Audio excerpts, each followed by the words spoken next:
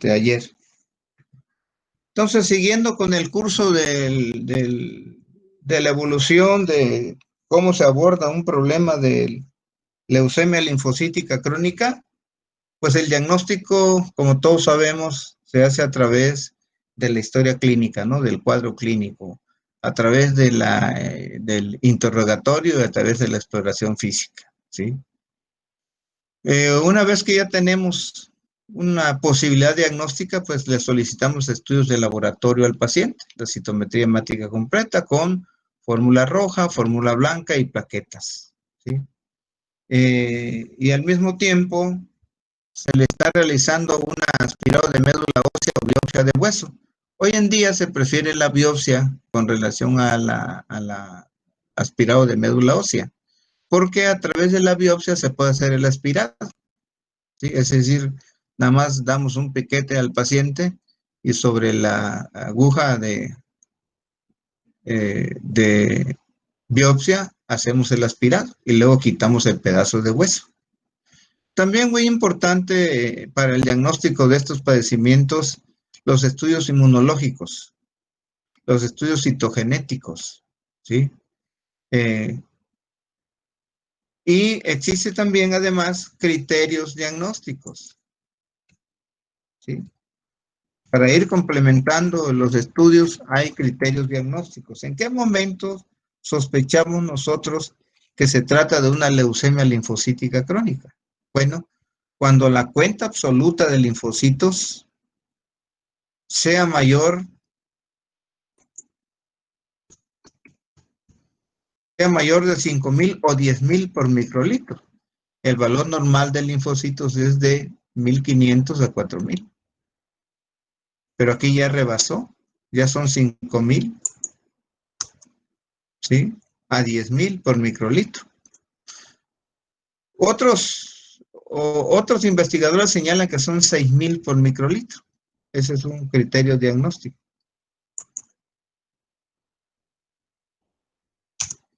¿Sí? Pero con otra característica, por más de 4 semanas sostenido, ¿sí? Es decir, que durante las 4 semanas se mantenga la cuenta de linfocitos.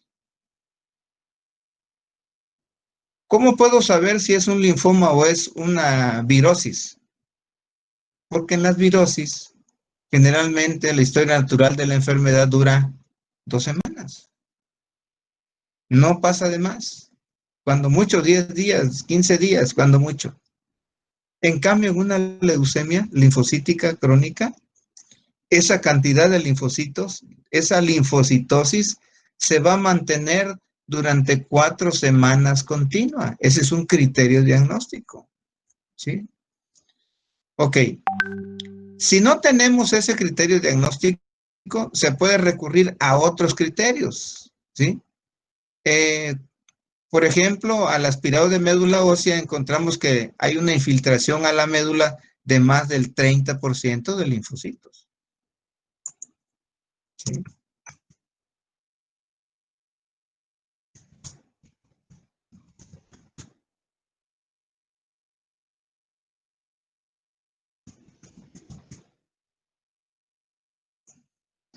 Ese es otro criterio diagnóstico,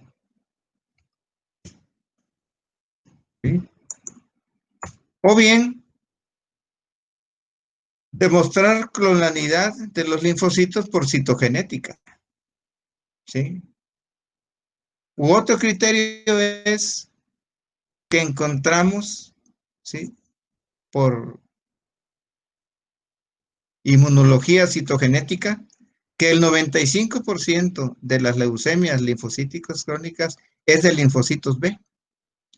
¿Sí? Por eso decíamos que tienen un curso indolente, por eso decíamos que no tienen un curso benigno, ¿sí? Y solamente el 5% es de linfocitos T, por eso tienen buen pronóstico. Entonces, el diagnóstico desde el punto de vista morfológico, ¿cuáles son las características en las extensiones de sangre? Es decir, en el frotis de sangre periférica o el frotis de médula ósea. Bueno, en la leucemia linfocítica crónica típica, vamos a encontrar que hay más del 90% de estos linfocitos son linfocitos de pequeño tamaño, con cromatina en grumos, sin nucleolos y escaso citoplasma. Esa es la morfología en la leucemia linfocítica crónica, cómo se observan los linfocitos. Y en la leucemia linfocítica atípica, que se puede presentar entre el 10 y el 54% de los prolinfocitos, ¿sí? O más de 15% de linfocitos, sus características van a ser que van a tener forma linfoplasmocitoide, como si fuera una célula plasmática, ¿sí? Y además la presencia de núcleos hendidos. Ahorita vamos a ver qué cosa es un núcleo hendido. Ok. El diagnóstico diferencial de la leucemia linfocítica crónica lo tenemos que hacer con varias enfermedades que se parecen. Destacan dentro de ella el linfoma de células del manto, la leucemia prolinfocítica, la leucemia de células peludas, tricoleucemia de células vellosas, es una variante de la leucemia linfocítica crónica.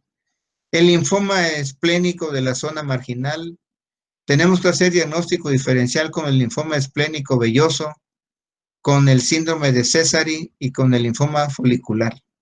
Con todos ellos se hace diagnóstico diferencial. Aquí están los linfocitos. Esta es una leucemia linfocítica. Lo normal deberías verse una célula nada más, pero aquí hay 4. ¿Ve? El 100% del campo son linfocitos. Son linfocitos pequeños, con escaso citoplasma, con núcleos prominentes, ¿sí?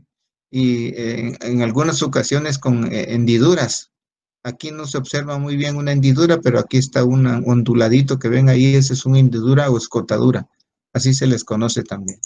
Igual acá, miren, linfocitos pequeños, el 100% del campo son linfocitos neoplásicos, porque acuérdense ustedes que los linfocitos que prevalecen en esta leucemia son casi de características normales, ¿sí?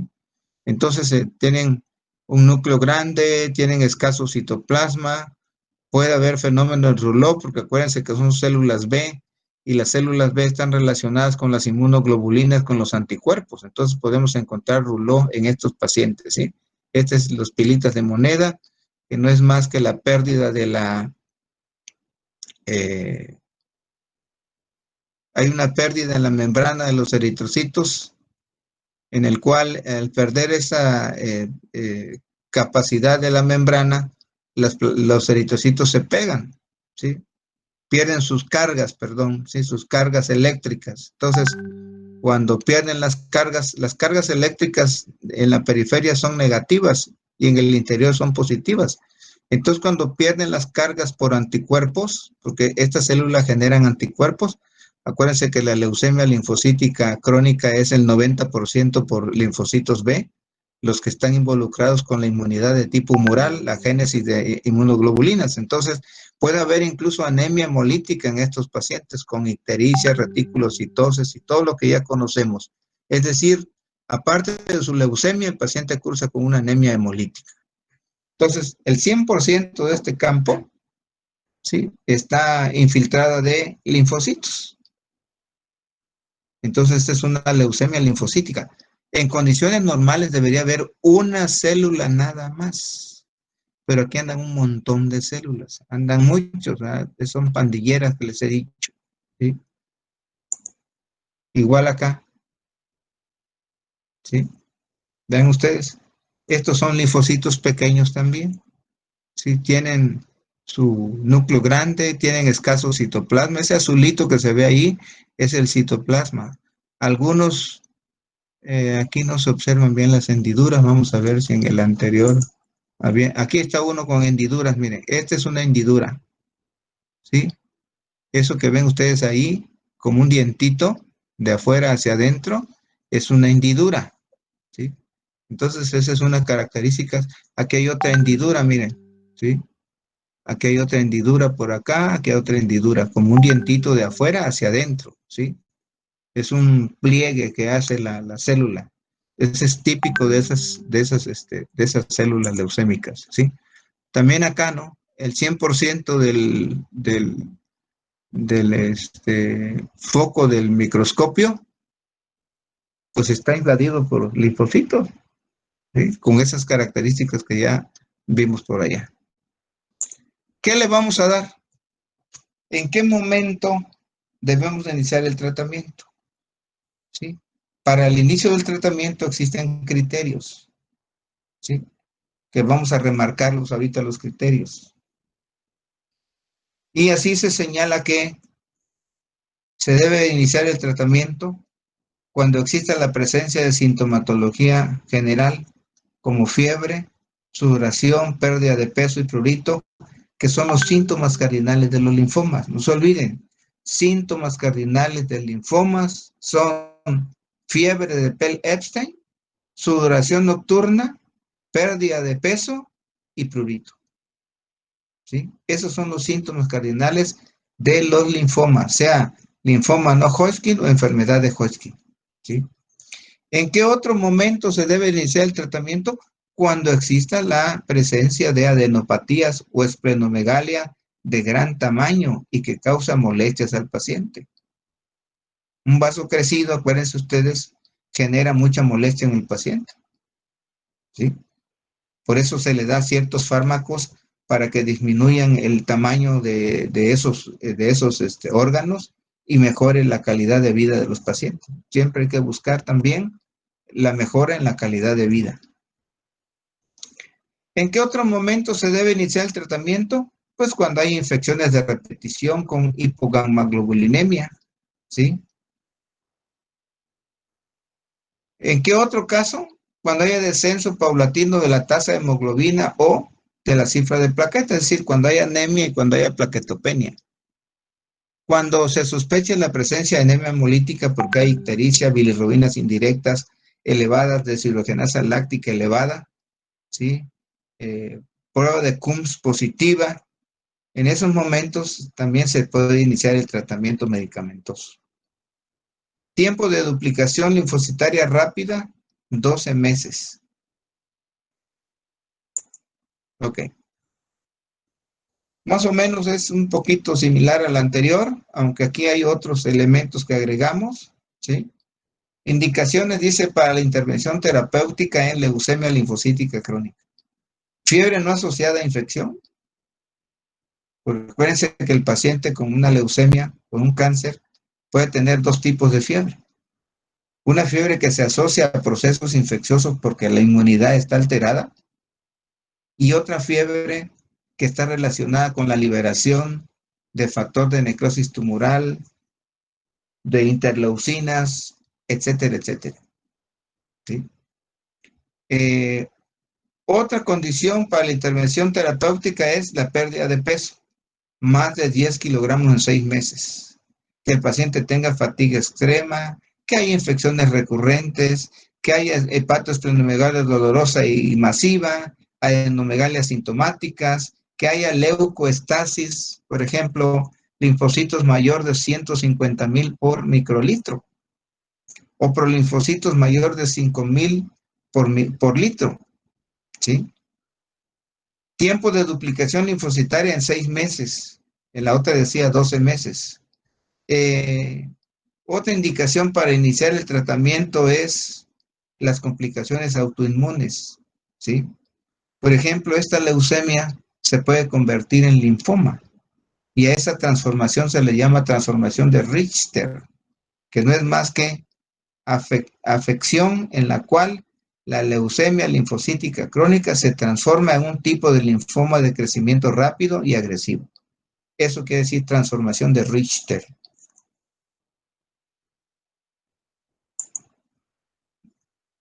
Igual acá, ¿verdad? ¿Cuándo iniciar el tratamiento? ¿Sí? En condiciones normales, digamos, entre comillas normales, ¿sí? Cuando el paciente no tiene complicaciones, pues, ¿sí? En los estadios A y B, la conducta debe ser expectante, ¿sí? Expectante. Observar y ver evolución.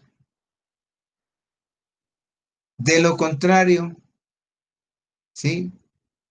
Es decir, ¿en qué condiciones debemos iniciar el tratamiento? Cuando tenga síntomas B, que ya señalábamos, que era la baja de peso, la sudoración nocturna, el prurito y la fiebre de Epstein. Cuando los glóbulos blancos, es decir, los linfocitos, estén por encima de 100,000, ¿sí?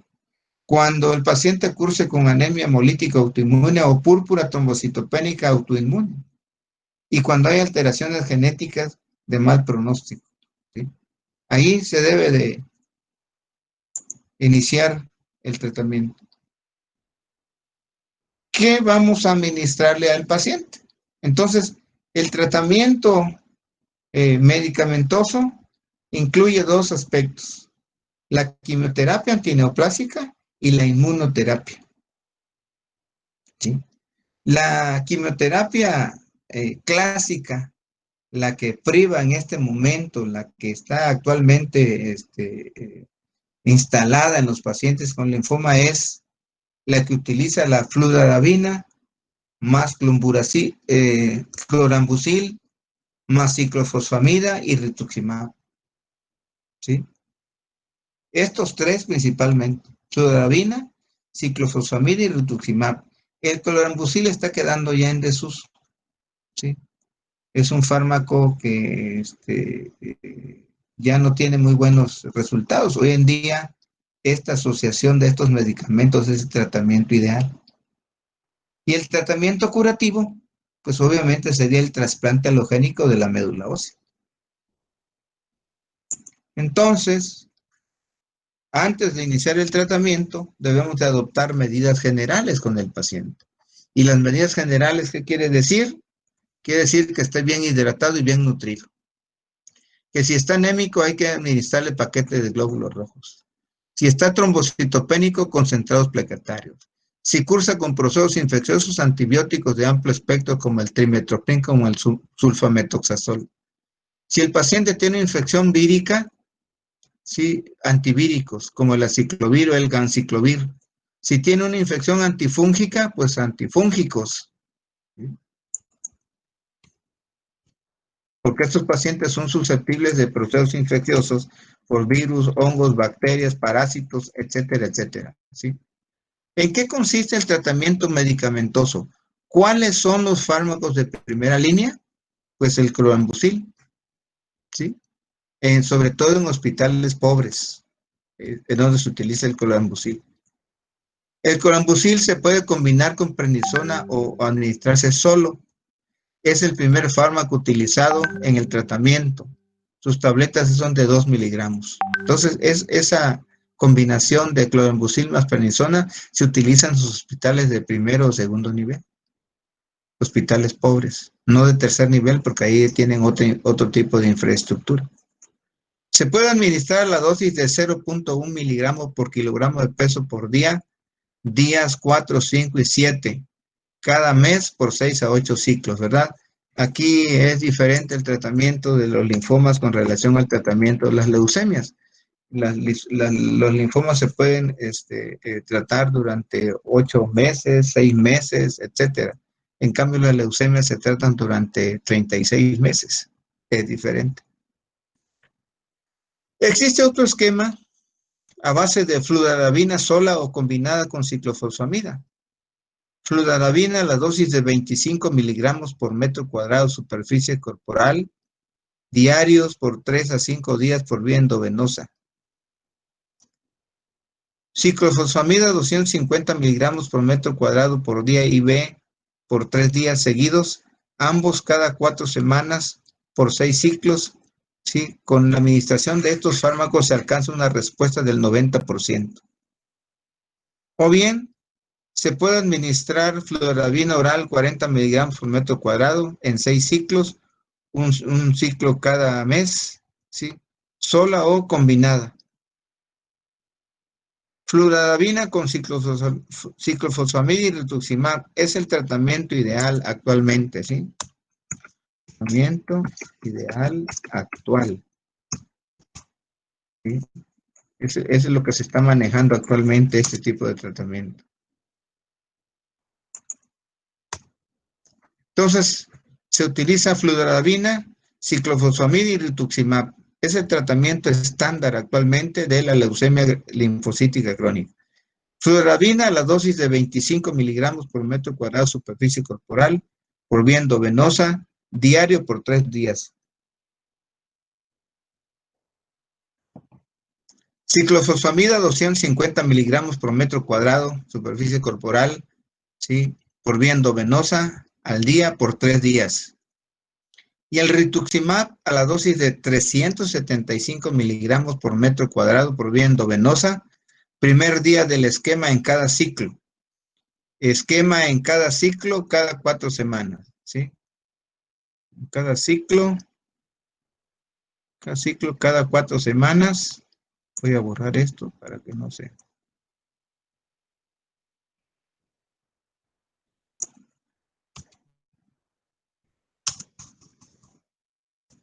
Cada 4 semanas por 6 ciclos. Si se dan cuenta, reitero nuevamente,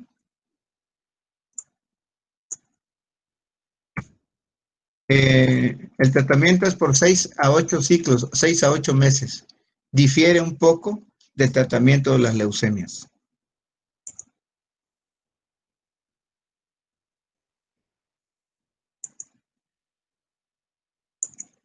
Bueno, otro anticuerpo monoclonal que se está usando es el alemtuzumab.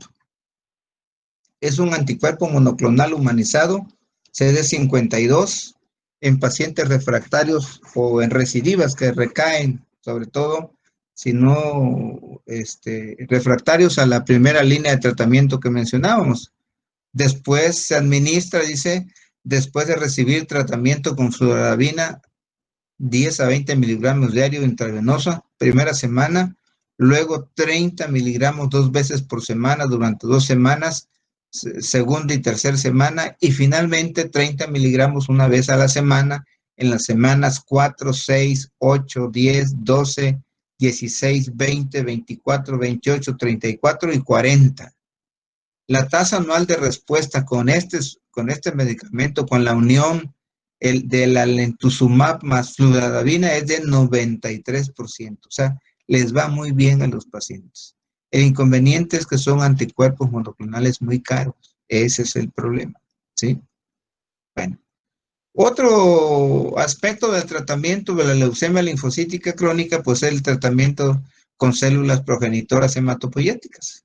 Este tipo de tratamiento se reserva únicamente para pacientes jóvenes cuyas edades fluctúan entre 30 y 60 años, ¿sí?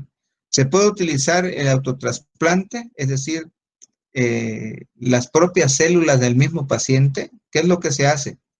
Al paciente se le da tratamiento, posteriormente se revisa con el frotis de médula ósea y sangre periférica que ya no hay células anormales, ya no hay células neoplásicas. Entonces, a ese paciente eh, se le administran fármacos que ayuden a liberar los linfocitos a la sangre periférica y captarlos. Entonces, todos esos linfocitos se guardan, ¿sí? Se guardan, el paciente sigue recibiendo su tratamiento y hasta que llega un momento en el cual sus propias células se van a infundir, ¿sí? Este tipo de tratamiento de autotrasplante, por eso dice el mismo trasplante de ellos, una vez que está sin células neoplásicas, ¿sí? Este paciente se reserva para pacientes jóvenes, este tratamiento, perdón, se reserva para pacientes jóvenes, ¿sí? Sin donador disponible. Entonces tiene que hacer su propio trasplante, su propia médula ósea. Y en el trasplante halogénico es de un familiar emparentado, puede ser de un hermano, puede ser de sus papás, puede ser de un tío, ¿sí? Único tratamiento, dice, con potencial curativo. Hay otros esquemas menos utilizados, por ejemplo, el obinutuzumab más el clorambucilo, la vendamustatina más el rituximab, la fludarabina más ciclofosfamida más rituximab, que es el que estábamos diciendo que ofrece muy, muy buenos resultados. El idelalisib,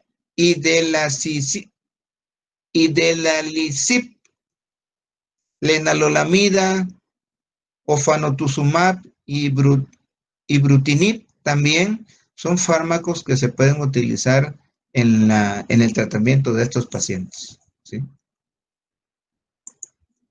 Bueno, pronósticos. Los factores pronósticos son de dos tipos. Los factores propios de la leucemia y los factores propios del paciente. Entonces, si interaccionan los dos, vamos a valorar cómo le va a ese paciente, ¿sí? Bueno, es muy importante de las leucemias, ¿sí? Que la leucemia linfocítica crónica sea progresiva. Ese es un factor en contra, ¿sí? ¿Qué tan extendida está la leucemia? Es otro factor en contra.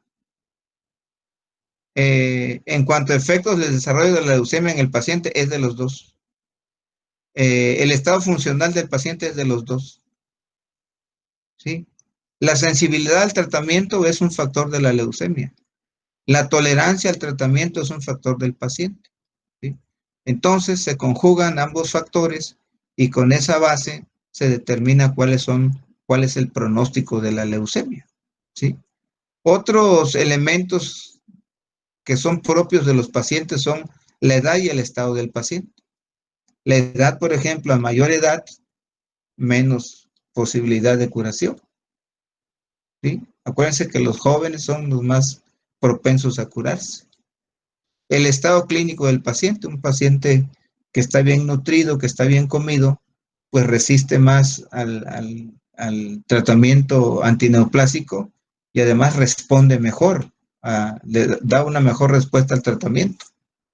Y las condiciones médicas que esté recibiendo el paciente. Si se tiene toda la infraestructura, ¿verdad?, para tratar a este paciente, se tienen los fármacos, se tienen los anticuerpos para tratar al paciente. Todo eso va generando factores pronósticos, ¿sí? Bueno, ahora vamos a revisar un poquito los linfomas. En términos generales, un linfoma quiere decir un cáncer de los ganglios linfáticos. Eso quiere decir linfoma.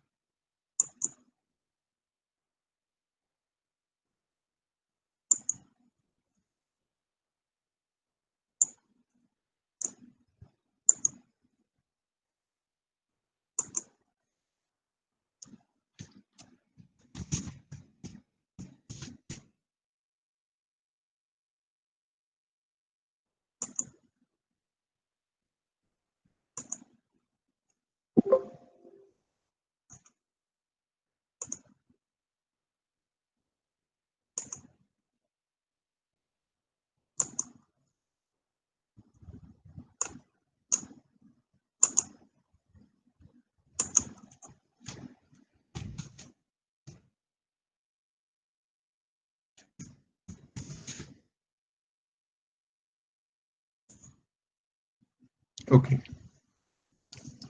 Entonces, como definición, tenemos que los linfomas son padecimientos proliferativos malignos del tejido hematopoyético localizado fuera de la médula ósea, es decir, los ganglios linfáticos, el vaso, el hígado, el riñón, etcétera. Los ganglios, acuérdense que el sistema inmune abarca muchos, ¿sí? Y está diseminado por todo el cuerpo. El sistema linfoide únicamente no está presente en las uñas, en la córnea y en el cabello. De ahí, en todos los sitios tenemos tejido linfoide. Por lo tanto, los pacientes, todos nosotros somos susceptibles de padecer linfomas en cualquier parte de nuestro cuerpo, incluyendo el cerebro, incluyendo la piel, ¿sí? Son de dos tipos los linfomas, dice. El linfoma de Hodgkin o enfermedad de Hodgkin y el linfoma no Hodgkin, que está representado por los linfosarcomas, los reticulosarcomas y linfomas de Burkitt, es decir, los linfomas más agresivos. El linfoma, ¿cuál es la diferencia entre uno y otro? El linfoma de Hodgkin o enfermedad de Hodgkin es diferente al linfoma no Hodgkin. En el linfoma de Hodgkin o enfermedad de Hodgkin, vamos a encontrar que es unicelular. porque solamente está deteriorada una célula, que es el linfocito. Es una célula que se le conoce, es una célula binucleada que se conoce con el nombre de célula de Reed-Steinberg, porque fue descubierta por dos investigadores, el doctor Reed y el doctor Steinberg. Entonces, en un consenso mundial se determinó que el nombre de la célula llevara el de estos dos personajes, porque fue descubierta cada quien por su lado, casi al mismo tiempo. Por eso se llama célula de Reed-Steinberg, y esa célula de Reed-Steinberg característicamente es una célula binucleada, con presencia de vacuolas, ¿sí? Así se presenta y más adelante se las voy a enseñar. En cambio, bueno, y la enfermedad de Hodgkin es menos agresiva y se presenta en pacientes jóvenes y en pacientes adultos. En cambio, el linfoma no Hodgkin es muy agresivo. Aparte de que es agresivo, es pluricelular, es decir, no solamente se afecta el linfocito, no hay células de Reed-Steinberg acá, sino que es un linfocito casi de características maduras, ¿sí? Como si fuera un linfocito normal, entre comillas. Aquí no hay células de Reed-Steinberg. Y se presenta sobre todo en la gente adulta, ¿sí? Los linfomas de Hodgkin o enfermedad de Hodgkin tienen buen pronóstico. El linfoma no Hodgkin tiene mal pronóstico. Ok. Por lo tanto, dice, desde el punto de vista epidemiológico, el linfoma no Hodgkin es mucho más común que la enfermedad de Hodgkin.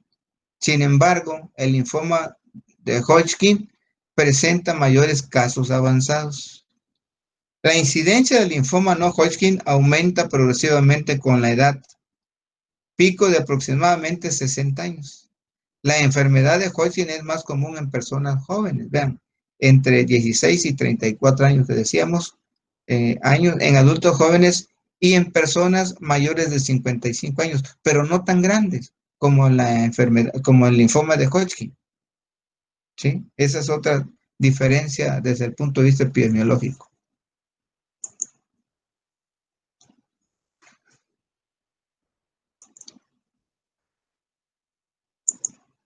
Ok, entonces, vamos a ver. ¿Cuáles son los factores etiológicos que están involucrados en la génesis de los linfomas? En primera instancia, la edad. Generalmente, dice, el riesgo del linfoma no Hodgkin aumenta con la edad. El linfoma de Hodgkin o enfermedad de Hodgkin está asociada a un mal pronóstico en los ancianos, comparado con pacientes más jóvenes. En los ancianos, ¿sí? Otro factor involucrado, otro factor etiológico que está relacionado con los linfomas son las infecciones por virus. Por el virus, sobre todo el virus de Epstein-Barr, ¿sí? El virus de Epstein-Barr, el virus del VIH, el parvovirus B19, los virus linfocíticos T, humano tipo 1, el Helicobacter pylori, que no es un virus, es una bacteria, que en nuestro medio es bastante común, por cierto, genera bastante cáncer en el estómago, sobre todo en la región de Comitán. Hay mucho cáncer que es provocado por el Helicobacter pylori.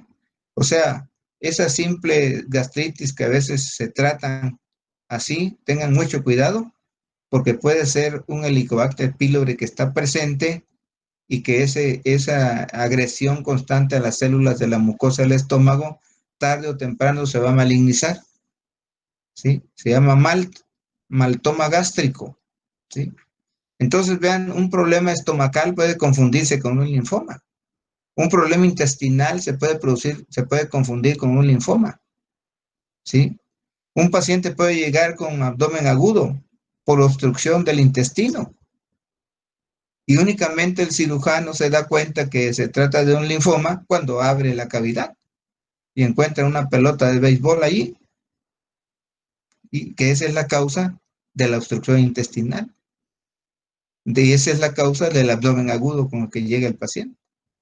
Y virus de la hepatitis B o C también están relacionados con la génesis de los linfomas. Por supuesto, el Mycobacterium tuberculosis. Miren, hoy en día hay artículos ya bien documentados en el cual asocian al VIH, a los linfomas y a la tuberculosis. Esas tres enfermedades están asociadas. Entonces, en todo paciente que curse con linfoma, hay que determinarle VIH y hay que determinarle Mycobacterium. Todo paciente con tuberculosis hay que determinarle VIH y hay que ver si no es un linfoma, porque están involucrados las tres. ¿Ok? Bueno.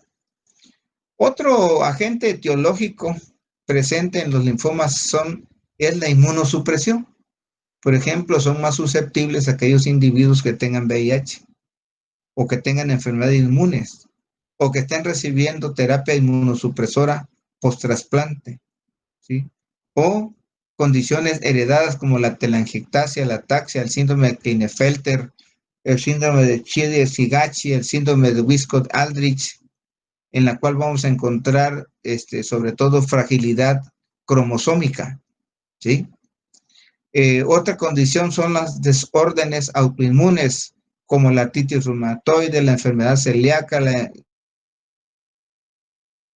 el síndrome de Sjögren, el lupus eritematoso sistémico, está relacionado con la génesis de los linfomas, ¿sí?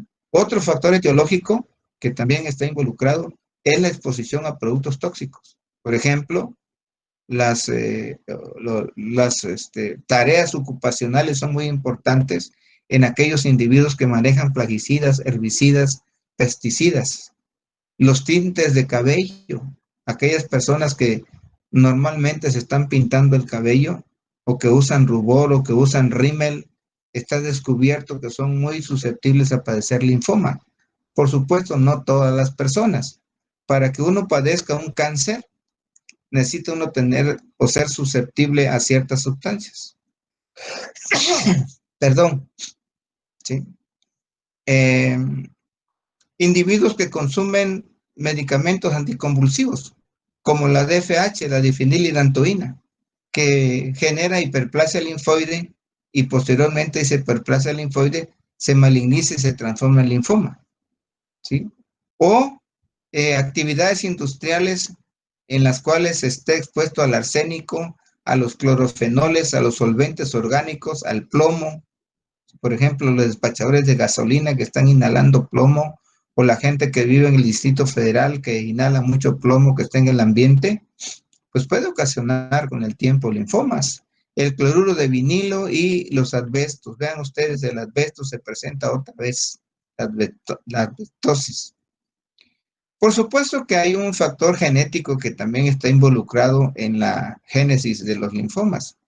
Se ha visto que los antecedentes familiares de enfermedad de Hodgkin o linfoma no Hodgkin, si una familia, si un paciente, si un personaje de una familia padece linfoma, hay posibilidades de que su descendencia padezca linfomas, ¿sí?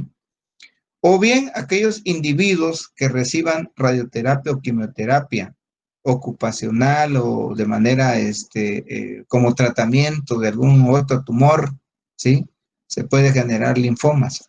O aquellos individuos que recibieron radioterapia accidental, como lo que sucedió en Chernóbil y lo que sucedió en Fukushima. Ellos han estado expuestos a grandes cantidades de radiación y por lo tanto no solamente se les puede provocar leucemia, sino además linfomas.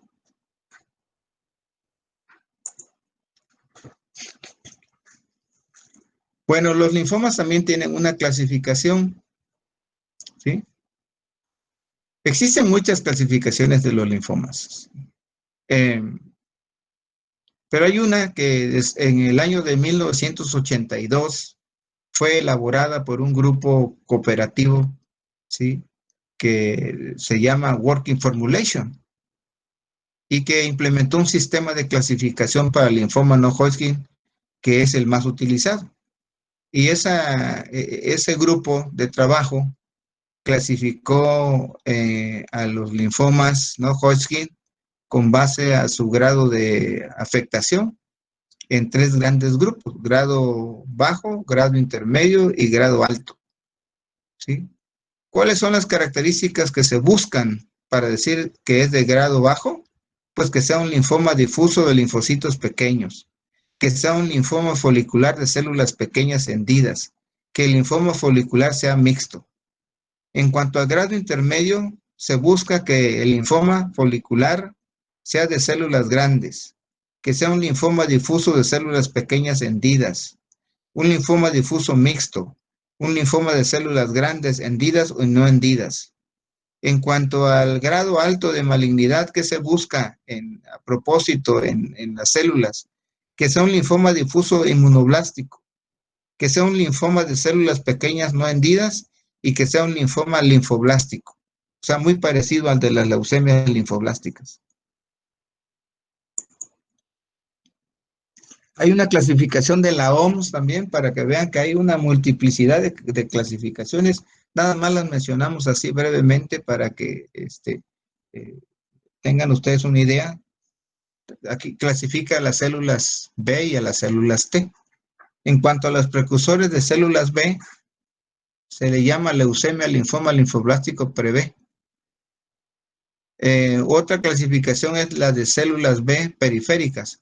En estas se encuentran enmarcadas en esta clasificación de las células B periféricas a la leucemia linfocítica, a la leucemia linfocítica crónica, al linfoma linfocítico de células pequeñas, a la leucemia prolinfocítica de células B, a los linfomas linfoplasmocíticos, los linfomas de la zona marginal ganglionar, los linfomas de la zona marginal extraganglionar, los linfomas de las células del manto, linfoma folicular, la tricoleucemia, leucemia de células peludas o de células vellosas, el plasmocitoma, que es un tumor de tejidos blandos, que luego vamos a ver un plasmocitoma más adelante, linfoma B difuso de células grandes y linfoma de Burkitt, como el de la L3.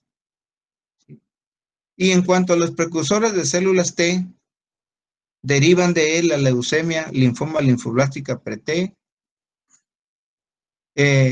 leucemia de natural killer y células T periféricas derivan de ella la leucemia prolinfocítica de células T, la leucemia linfocítica de células grandes granulares, la micosis fungoide, el linfoma de células T periféricas, los linfomas anaplásicos de células grandes, el linfoma de células T, el angioinmunoblástico, el linfoma angioinmunoblástico, el linfoma de células T asociado con enteropatía, ¿sí?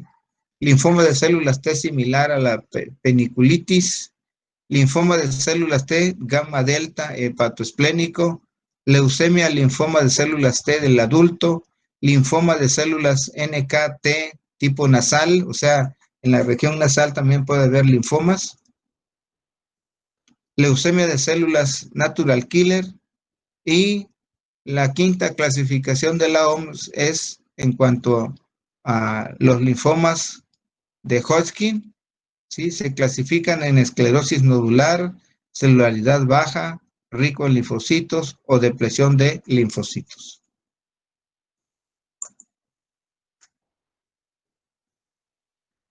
Entonces aquí tenemos una comparación, ¿sí? Para que vaya quedando más o menos el tema entendido. Hay una comparación, una analogía entre lo que es el linfoma no Hodgkin y linfoma Hodgkin o enfermedad de Hodgkin, ¿sí? El linfoma no Hodgkin es una neoplasia de células B en un 90%, el resto de células T, o sea, el 10% restante de células T. Se puede diseminar a cualquier tipo de ganglios. La curación, dice, es menor del 50% a los 10 años. Se presenta en el 88% de los pacientes. Y el linfoma Hodgkin o enfermedad de Hodgkin, la característica morfológica de estas células es que aparecen células de Reed-Sternberg, que son células binucleadas, que les decía, son linfocitos neoplásicos eh, eh, binucleados y además con la presencia de vacuolas. La característica del linfoma Hodgkin o enfermedad de Hodgkin es que se disemina ganglios adyacentes, los ganglios están pegados, ¿sí? Tiene una curación mayor del 80% y se presenta en el 12% de los pacientes.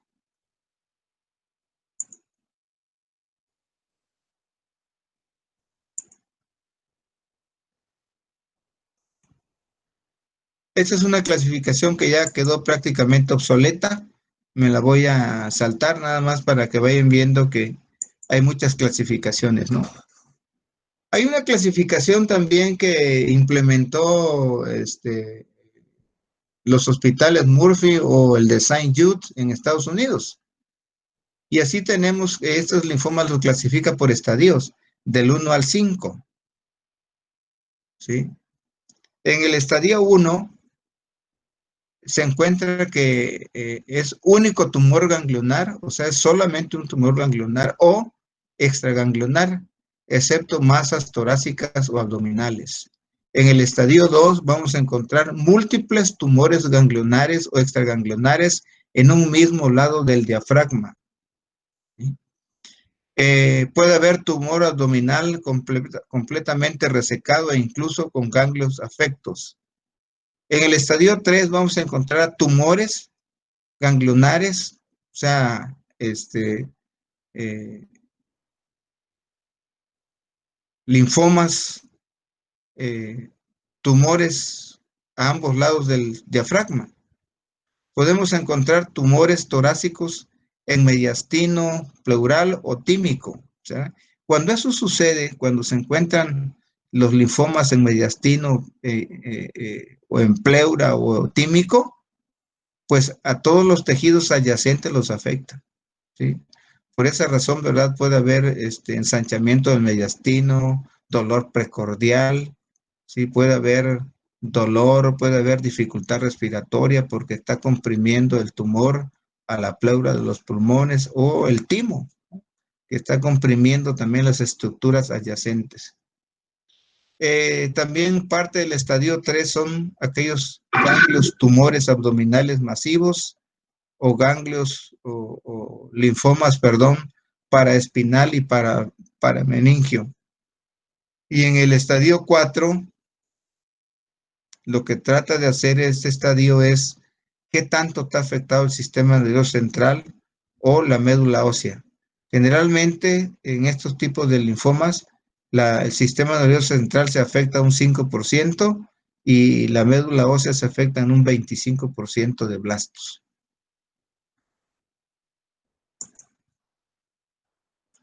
Bueno, vamos a dejar allí la charla. Mañana seguimos, por favor. ¿Sí? No se olviden que hay que seguir estudiando mucho. Es probable que el examen lo tengamos ya por el día 23, 24 del mes. No vamos a abarcar los exámenes, los 5 exámenes, pero creo que con 4 es más que suficiente. Miren, ¿qué va a venir?